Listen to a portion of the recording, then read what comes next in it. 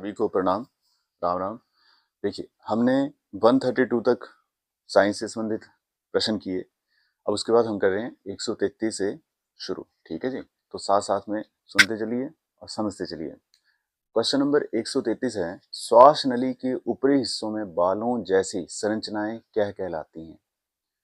ठीक है, श्वास नली के ऊपरी हिस्से में बालों जैसी संरचनाएं क्या कहलाती हैं? तो इसका आंसर होगा सीलिया।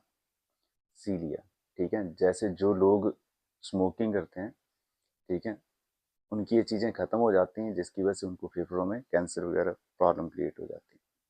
अगला प्रश्न है, मनुष्य में श्वसन वर्णक है, तो श्वसन वर्णक क्या है? तो आंसर है इसका हेमोग्लोबिन। ठीक है, याद रखिए, मनुष्य में श्वसन वर्णक क्या है? तो हेमोग्लोबिन। क्वेश्चन नंबर 135 देखिए, फेफड़ों की कुपिकाओं में सूजन तथा द्रव भर जाने पर कौन सा रोग हो जाता है? ठीक है, फेफड़े यानी कि लंग्स, ठीक है, जब उनमें सूजन आ जाती है या कोई द्रव भर जाता है, पानी भर जाता है, तो कौन सी बीमारी होती है? तो इसका आंसर क्या होगा? क्या टिक करेंगे आप? निमोनिया। उल्टा क्वेश्चन भी हो सकता है, ठीक है, तो ये भी ध्यान रखिए, है ना। निमोनिया का कारण क्या है? तो वैसे भी फेफड़ों में सूजन और द्रव भर जाना। ठीक है, तो फेफड़ों में सूजन और द्रव भर जाने पर कौन सी बीमारी होती है? तो आंसर क्या टिक करेंगे आप? निमोनिया।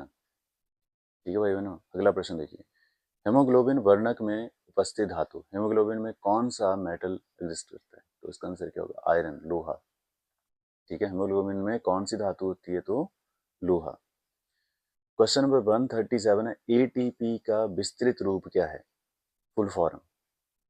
तो adenosine tri phosphate, A T और पी, एडेनोसिन ट्राई फॉस्फेट। और एडीपी फिर से एडेनोसिन डाई, डी से डाई फॉस्फेट। तो एटीपी में ट्राई और एडीपी में डाई। 139 क्वेश्चन है, खून में तरल माध्यम क्या कहलाता है? Liquid part of the blood, तो उसको क्या बोलते हैं? प्लाज्मा। ठीक है, खून में तरल भाग को क्या कहा जाता है? तो आंसर क्या टिक करेंगे? प्लाज्मा। ठीक है जी। क्वेश्चन नंबर 140, रक्त कोशिकाएं कितने प्रकार की होती हैं? ब्लड सेल कितने प्रकार की होती हैं? तो 3। ठीक है जी, रक्त कोशिकाएं कितने प्रकार की होती हैं? तो 3, रेड ब्लड, व्हाइट ब्लड और प्लेटलेट्स। लाल रक्त कोशिका, ठीक है, सफेद रक्त कोशिका और प्लेटलेट्स।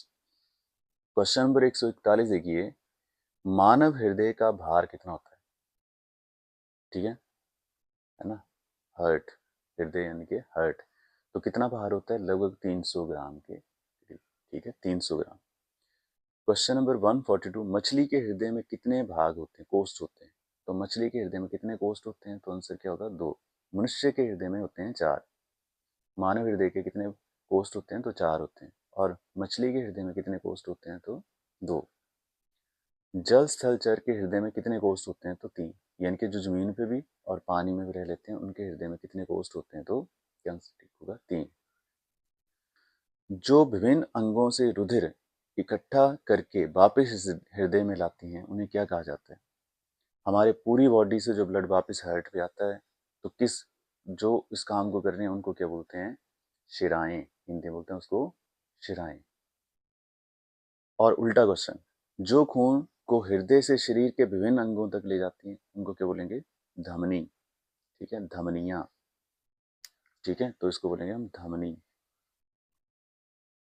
ये क्वेश्चन फिर से 144 में ध्यान रखिए कि जो ब्लड हमारी बॉडी से हार्ट की तरफ आए, और ये जो हार्ट से पूरी बॉडी की तरफ जाए। ठीक है, कौन सी कोशिकाएं चोट लगने पर रक्तस्राव को के स्थान पर खून का थक्का बना देती हैं? ठीक है, यानी कि जब कहीं पे चोट लगती है तो खून बहना शुरू हो जाता है, तो खून के थक्के बनाने में किसका रोल है? तो प्लेटलेट्स। ठीक है, अवशोषित वसा का वहन किसके द्वारा होता है? अवशोषित वसा का वहन किसके द्वारा? तो लिम्फ द्वारा, लसिका द्वारा। ठीक है, अवशोषित वसा का वहन किसके द्वारा होता है? तो लसिका द्वारा। और 148 क्वेश्चन है, हृदय किस तरह कार्य करता है। तो हृदय किस तरह से काम कर रहा है, एक पंप की तरह। हृदय कैसे काम कर रहा है, एक पंप की तरह काम करता है। ठीक है जी, धन्यवाद।